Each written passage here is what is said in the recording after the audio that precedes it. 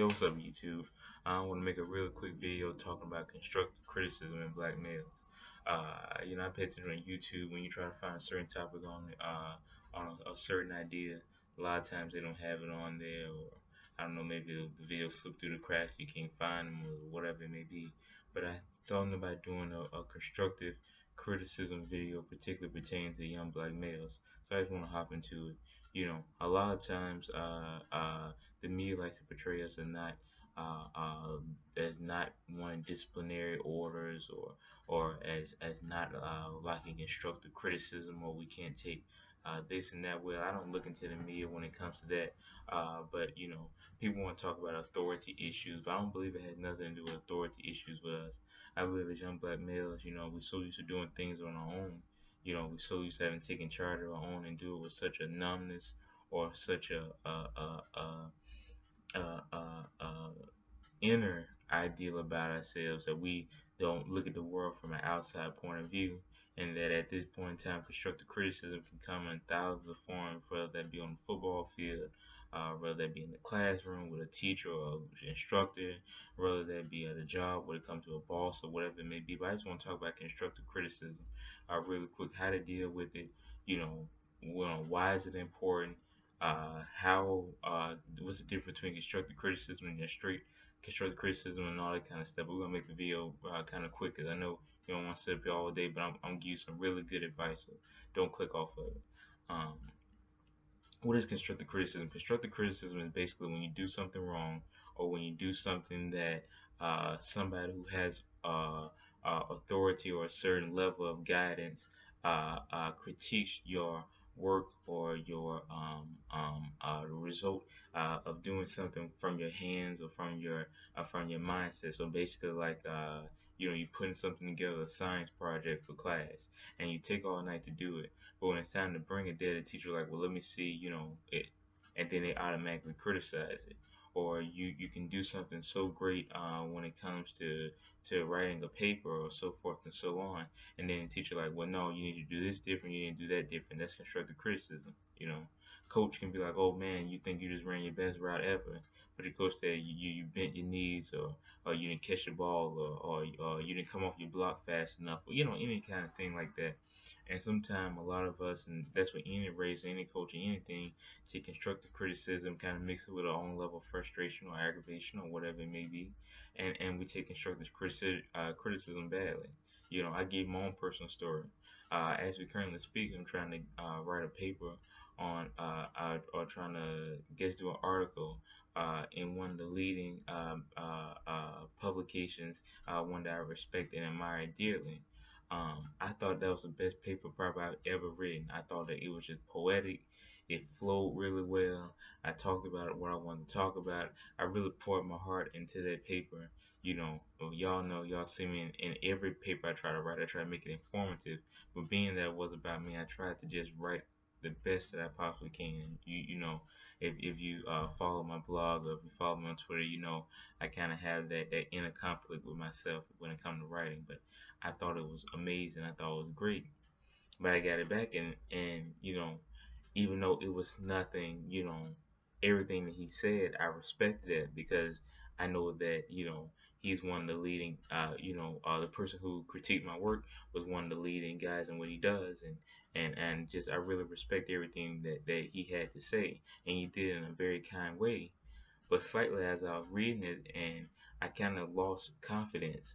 I felt a little upset, and I was a little down about it, because it was criticism. I thought it was great. I thought it was an instant hit. I look at a lot of the works that I do, and I'm like, man, if I can just get the exposure, it could take off, because I think what I do, I try to put my effort into it, and hopefully everything I say and do, you see the passion that comes from inside. I can choose 1,000 topics on YouTube, and I know how to instantly get 10,000 views. Everybody knows how to do that. But if you do the hard roll and carve an avenue that's less traveled, a lot of people may not appreciate it, and a lot of people may not watch it, but it's quality. And sooner or later, you're gonna help somebody. And if you can help one person, then that's all. But anyway, I really felt down about it, and I didn't know how to handle that kind of constructive criticism, and when I was younger. But now that I'm older and And I really know how to handle it when I was young, but now that I'm older and I'm a lot wiser, I know how to handle constructive criticism, and I know, what's the difference between, just life in general, and I know fair critique when I see it. In particular, when it comes from somebody that I respect and admire, I can definitely handle it a lot better versus somebody just overly saying something that I did wrong. So I had to dig within myself, and I had maturity within myself to say, okay, I can do something better. Yeah, I messed up there. I didn't put a comma there. You know, that can be crossed out. I should omit that sentence. I should add this sentence. You see what I'm saying? That instantly I knew it. But if I came from a place that I did not take constructive criticism well, which at one point in time I didn't, which was one of my character flaws that I did have. Everybody has character flaws. That was one of mine that I didn't take criticism really well. And but once I figured out how to do it, life began to open up for me, and I began to see things, and I knew that there were certain lines that I didn't cross, and I knew there were certain lines that I didn't want other people to cross. But as long as I stayed in that perfect lane or whatever it may be, no matter what the criticism was, I knew I could bounce back from it and be better from that. You see what I'm saying? And take considered criticism, particularly from those that are respectable, and have great opinions. I knew that I could use that to only make myself better. A person would take the time to criticize you, particularly when it's a loved one or a respected person or elder. They wouldn't take the time to do that unless they, saw, opportunity for you to change yourself. Even when it comes to a teacher, even if you like, oh, well, I think it's right for that class, just to pass that class, go ahead and do what they say. You know, I had one teacher. He said that he didn't like when people use a lot in the papers, and he would mark off from people using, like I was saying, I've gone through a lot of experiences in my life.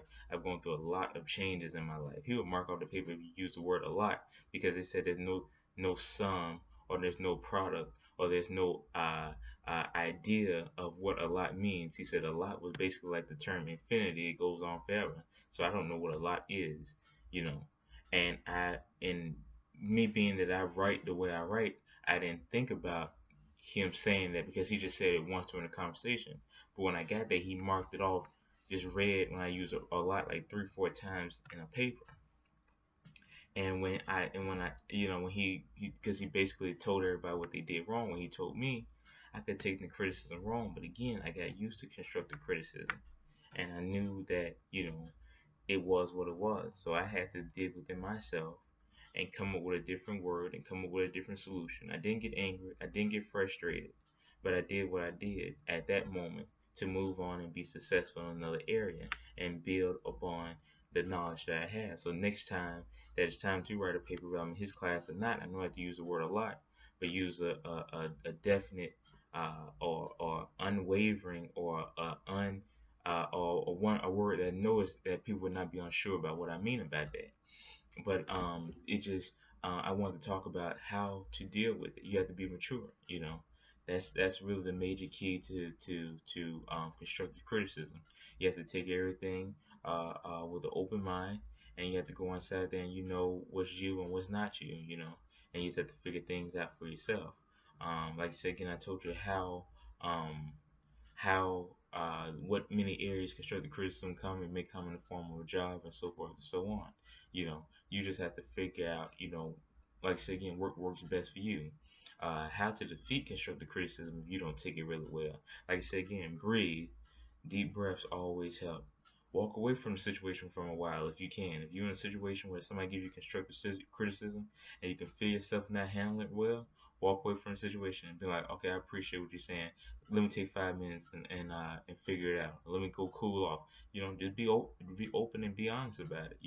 And if it's somebody, like I say again, that's how easily you can identify somebody who's giving you great constructive criticism or somebody who just want to criticize you as a person. Because if somebody's coming from a level of love and respect, or at least at the very least, a sense of a decent place.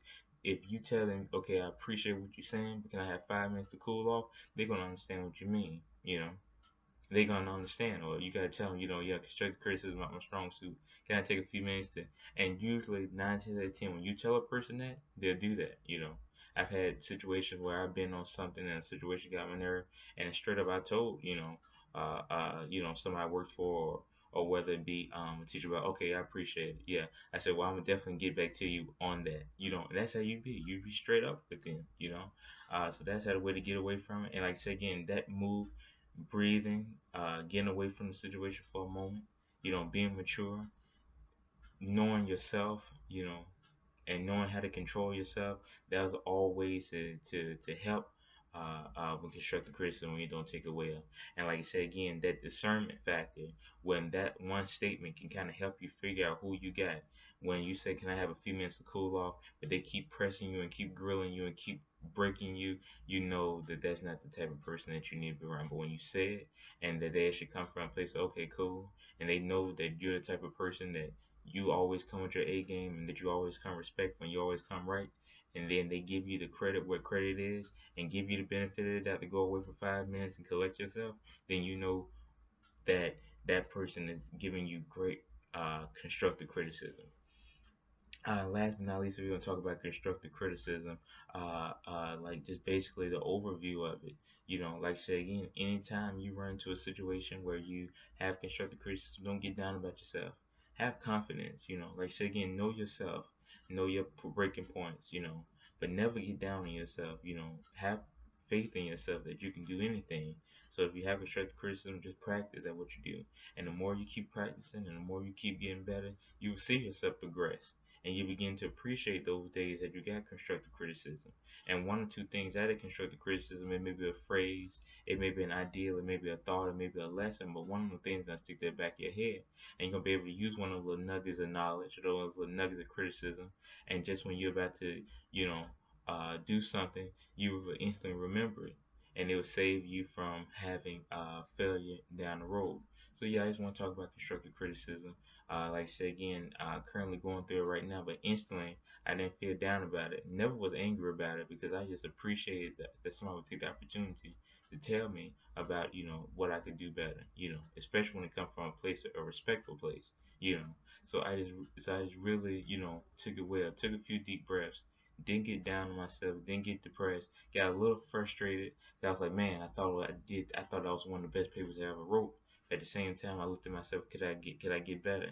And in any situation, no man is perfect, so you can always improve. Never be content with where you at, but always in your mind know where you at, and know who you are for yourself. So at the same time, don't never let nobody break you. Know your breaking points. But that's it, man. Just do the best you can, no matter what you're doing. Just keep your head up, keep working, keep grinding, keep pushing, and sooner or later, great things will come. I promise you, great things will come. With peace.